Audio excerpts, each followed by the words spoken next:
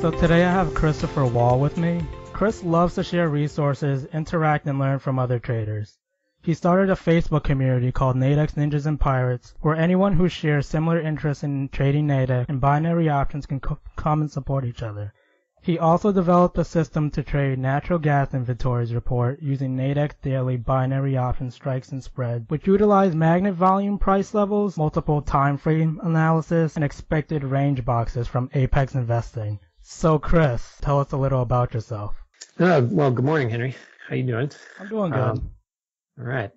Okay, I guess the brief description is that I am a husband and father and a believer in Jesus Christ. And I'm just a regular guy. I work for a major telecommunications company, optimizing cell phone coverage. And let's see, I served 4 years in the Marine Corps, and I like to trade Nadex binary options and spreads. And outside of that, my other main passion is Brazilian Jiu-Jitsu.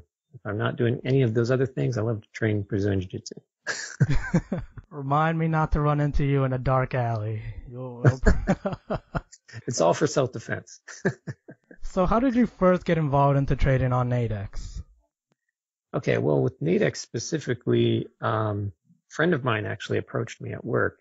He knew I was interested in like investing in trading, and he said, "Hey, have you heard about Nadex?" And I was like, "Nadex? No, I haven't heard of that." So I decided to Google it, and of course their website came up, and then there was of course a plethora of offshore brokers that were available. And after doing some research into the offshore brokers, I didn't like that because they were not regulated, and they're all in Cyprus. And I had this vision of, Uncle Vinny in the back room just kind of counting my cash, I was like, that doesn't seem like a safe thing. So I decided to go with Nadex.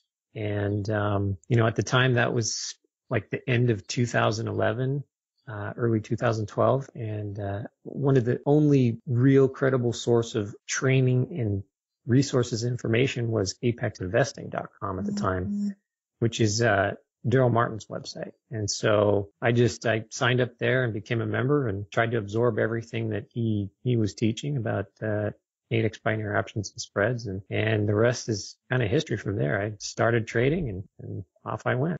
And what do the first few minutes of your trading day look like? Currently now or back then? Currently right now. Okay. Well, I like to kind of make things as efficient, as simple as possible. So, and right now, since I still work a day job, I trade from the market open to about 11 a.m. Eastern Standard Time. I'm on the West Coast, so I can do this from 6:30 in the morning to about 8 o'clock my time. Basically, I wake up, I go downstairs, I turn on my computer, and I mainly use NinjaTrader 7, and some Thinkorswim charts. And I will pull that up and I'll open up my workspaces, and I have a couple different workspaces for different things. And then I looked at some of the daily movements that have happened on some of the currency pairs and the main indices. And I see if there's any kind of opportunities for daily binaries to buy or sell. Otherwise, I am looking at a chart specifically, usually on the NQ or US Tech 100 futures, where I will either trade futures off of the NQ or Nadex spreads. Sometimes I'll trade gold, depends. I'll keep an eye on gold around 10 o'clock because that's when it seems to have some good moves. But that's basically it. If I can get in some futures trades or spreads trades between 6:30 and 8 o'clock my time, I'll get in there and grab what I can and then shut down and then head to work. So you mentioned that you mainly use NinjaTrader 7, but sometimes you use Thinkorswim. What do you look at when you use the Thinkorswim platform? Thinkorswim. So I was introduced to Thinkorswim when I was a part of a different trading group before. Okay. A binary trade group, and because I hadn't used much of Thinkorswim before that. But what I learned from Sean Jantz and his group, which is Binary Trade Group, was multiple time frame analysis, looking at, longer time frames, the different, like the hourly chart, the 4-hour chart, and how those different time frames can tell you a picture of how the market's moving, depending on what time frame you're using, and then also the Heikin-Ashi candles, which kind of smooths out the trend a little bit. Do you use those techniques now still? I do actually. I'll pull up the 4-hour chart is pretty powerful, especially for looking at trying to project where you think an underlying might go for the day when you have a reversal coming off of like a 4-hour chart or something. Like, let's say you were long, excuse me. Let's say the market had a nice long trend, and then you get a down closing 4-hour bar. That can indicate a change in direction for the day. So that's always good to know as far as overall trend analysis. And moving on to the next question, what's your biggest strength as a trader? My biggest strength, that's interesting. I think I'm pretty good at breaking down the details. Basically, looking at a system, maybe someone else has developed something, and then just basically executing the way they teach you to execute, right? So I can look at each individual detail, and then, I'm a good ape, basically. It's basically like if you've ever played sports, or, you see somebody you want to model yourself after. I'm good at copying them.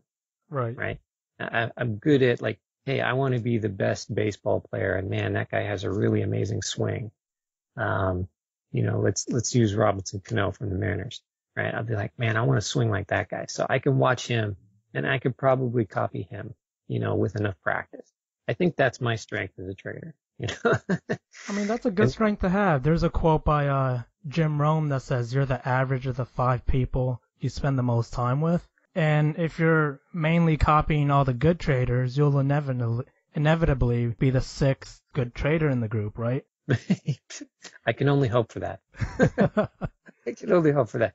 Yeah, I haven't innovated anything necessarily. I mean, I did put together that natural gas thing, which I traded for quite a long time. But that was based off of stuff that I learned from, using the toolkit, the expected range boxes out of Daryl Martin's toolkit, and, just observing a year's worth of crude oil movement on that report, natural gas.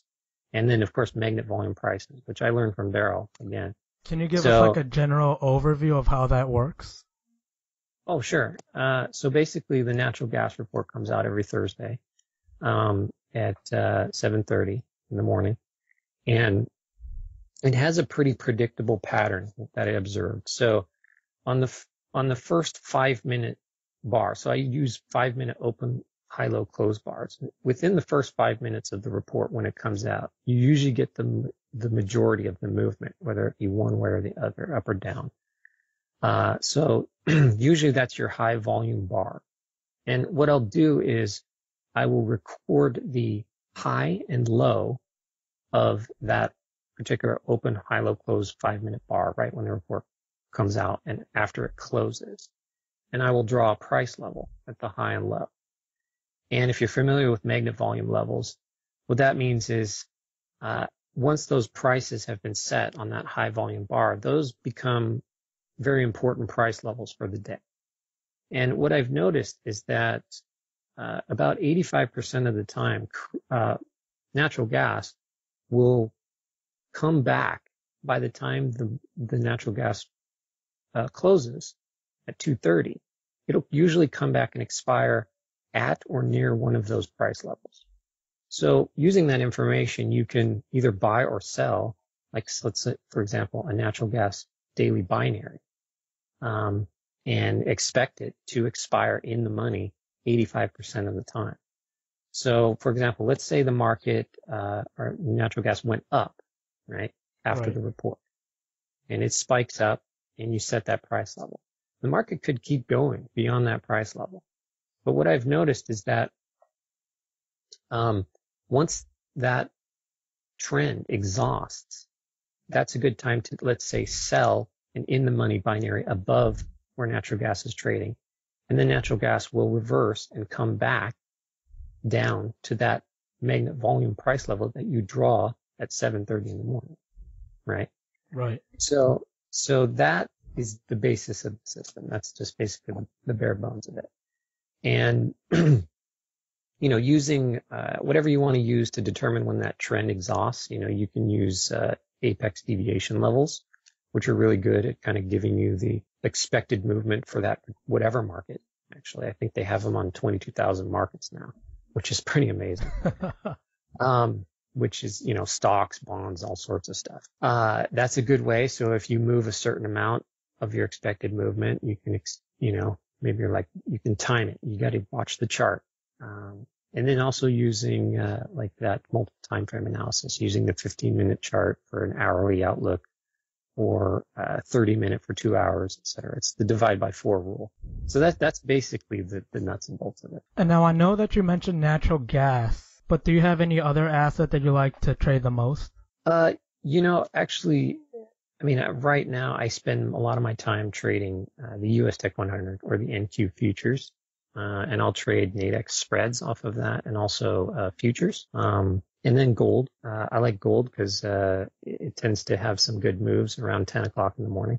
So I might keep an eye on it, but I tend to mainly focus on just the US Tech 100 right now.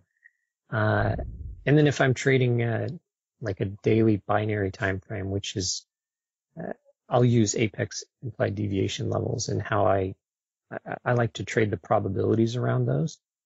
So I have a workspace that actually shows me several markets. It shows me all the main indices like the Russell, the NQ again, the Dow, the crude oil, gold, and the fourth one.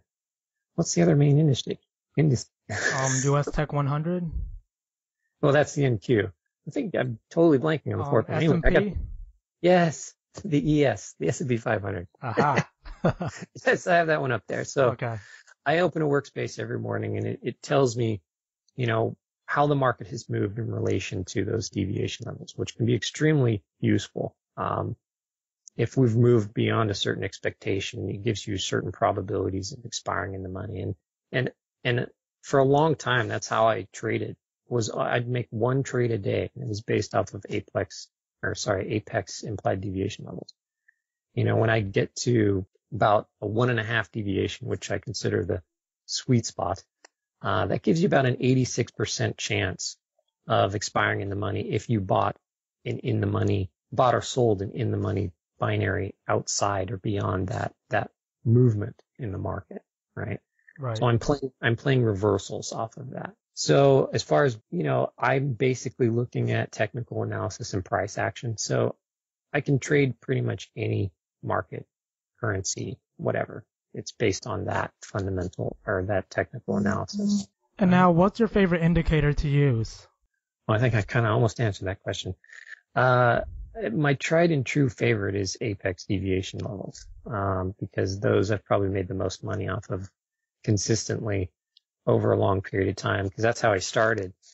But in the more near term, I've really fallen in love with the Apex Trend Catcher, which is a new tool that Apex has developed over the last, I think it's been out since December of 2014.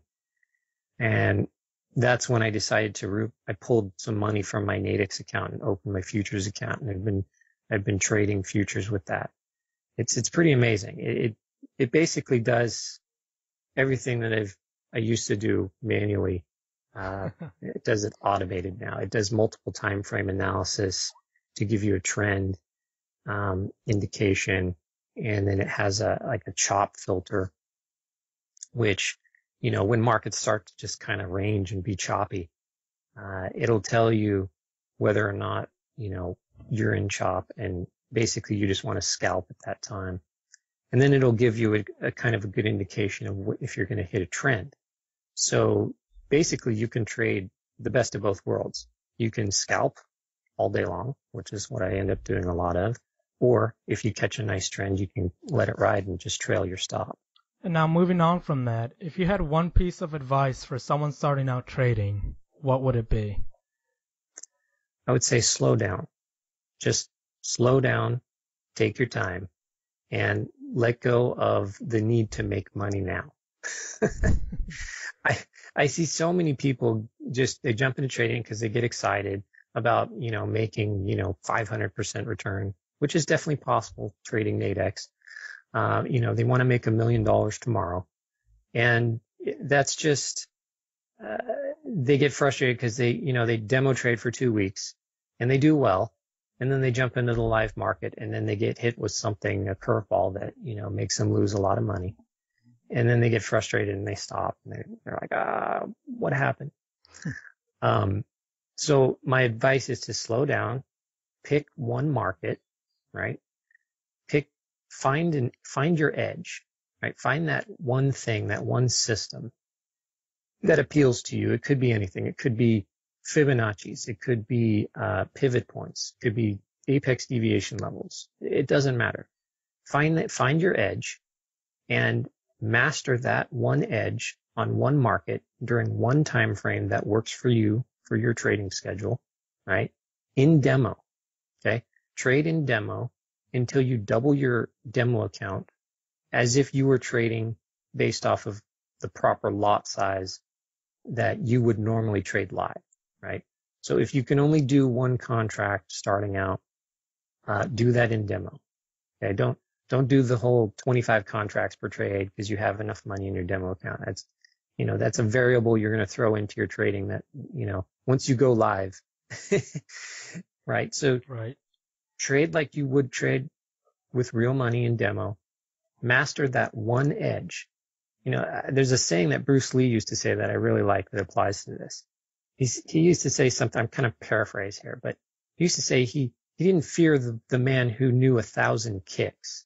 He feared the man who knew one kick that he mastered or had done 1,000 times, right? It's kind of the same way with trading, because you can make money off of, there's so many different ways to trade successfully with all sorts of different techniques. It's usually the people who have taken the time to narrow down and focus and master that one kick that do well, right? Right. And then so once you've proven to yourself in demo that you've mastered this edge, this kick, if you will, and then you double your account, then you can go live. Then you start trading with real money. Okay. And then you just execute. You just get in and execute and use proper risk management and capital management. So I know that's kind of a long answer, but that's the one thing. A lot of people are trying to really predict what the market is going to do, and that's just not possible. You need to have kind of a reflex in a way that that, when the market says this to me, I execute this, and then I know that 85-90% of the time this happens, right? Right. If it doesn't happen, no big deal. You just move on, forget that loss or whatever, and just execute again when that same pattern shows up, right? And so the people who can do that and then also just manage their losses and have proper risk and capital management will be successful. And now, Chris, we're going to do a little shift here. You've had your ups and downs as a trader. Take us to the worst trade you've ever had and the lessons you learned from it. Oh, okay. Worst trade I've ever had. That's pretty easy. I was trading gold. Excuse me. I was trading gold and I was watching the chart and I was, doing my normal thing of looking at apex deviation levels, and the gold had moved down past a -2 deviation, which probability wise says that if I bought something below where the price was below that level, I had better than a 95% chance of expiring in the month, right? And so I thought, oh, okay, gold's not going to move any farther. So I bought this deep in the money binary, just below that price level, and gold kept going. It blew right past my strike, and I didn't exit like I normally would to cut my losses. I was like, oh, well, I started going beyond my rules. And I was like, okay, well, there's no way my gold's going to move any farther. This is crazy. I've never seen it do this before. Were you hoping it was going to come back down? I was hoping it would reverse and go back up, right? Because so Right. gold was going down already. It had already dropped to what I thought was 95% of the market's movement, expected movement, right? Right. So buying anything below that increased my probabilities. So what I did was I thought, okay, well, we're not going any lower than this. So I went and doubled down on my contracts to cover my initial risk, Uh-oh. right? Yeah. I thought, okay, I'm gonna get all this back and we're gonna reverse and it'll go back to where I think it's gonna go. And it just kept going. Gold dropped to like, I think it was just over a 3 deviation, which, in terms of probabilities, there is like less than 0.3% chance of that actually happening, right? And it happened. And I decided to over leverage myself. And, you know, so the market kept dropping and I'm just all in the red and I'm down. I think I lost maybe 15% of my account on that trade. And it was just like, you know, you get that sinking feeling in your stomach. And I was like, oh, so I exited where I could and got back what capital I could on that second trade. And it just, that was a real wake up call. Like, no matter what you think is going to happen, just never ever overtrade and over leverage your position, because that can happen. That black swan event, that 0.3% thing can happen, right? And so that was a big lesson for me. So even though I've been in similar situations now, moving forward, I didn't do the same thing. You know, I took my original position, and if it went against me, I get out, I execute my risk management, and I move on, you know. So like even if you're doing all this technical analysis and you're looking at all your indicators, the market can be a little chaotic at times and really unpredictable. So you have to be really careful to manage your risk when you're trading. Yes, absolutely. We're going to be moving on to the last question of the day, okay? Sure. Imagine you took a bad trade and you had to start all over from square one the next day. You still have all the trading experience you have, but all you have left is $100 in your account. What strategy would you use to start building your account? Well, I'd have to go back to what worked for me from the beginning, which was making that one trade a day. You know, risking the so when I was basically trading deep in the money binaries, and you know, I'm risking, you know, $75 to $80 a total to make, you know, that $20, $25, you know, after fees. But the thing is, if I was going to lose a trade, I'd exit right there at, you know, the minus 35, minus 40 if it was going against me. So I'd get out, you know, I'd manage my risk, or I'd use the apex stop trigger to do it for me automatically. And if I lose that one position, I do not enter another position because I just don't have the capital to do it. And that's how I do it. I build it day by day, one after the other. And, you know, I did that for a very long time. I had about an 84% success rate doing that. And it took a very long time, but that's how I would do it. And then as I grew my capital, maybe I'd add another trade, an additional trade for the day, or maybe add 2 contracts to one trade. Either way, I'm going to equalize my risk every day, make sure I don't overtrade. And then I build my account until I can get to that 5% rule, which I don't know if you've ever heard of the 5% rule, but which is a capital risk management rule that I learned from Daryl Martin again. Will you trade 5% of your account? Right. So the concept is you never risk more than 5% of your account on one day, on one market during the same time frame. You need to set aside enough capital to make 6 trades in a row, right?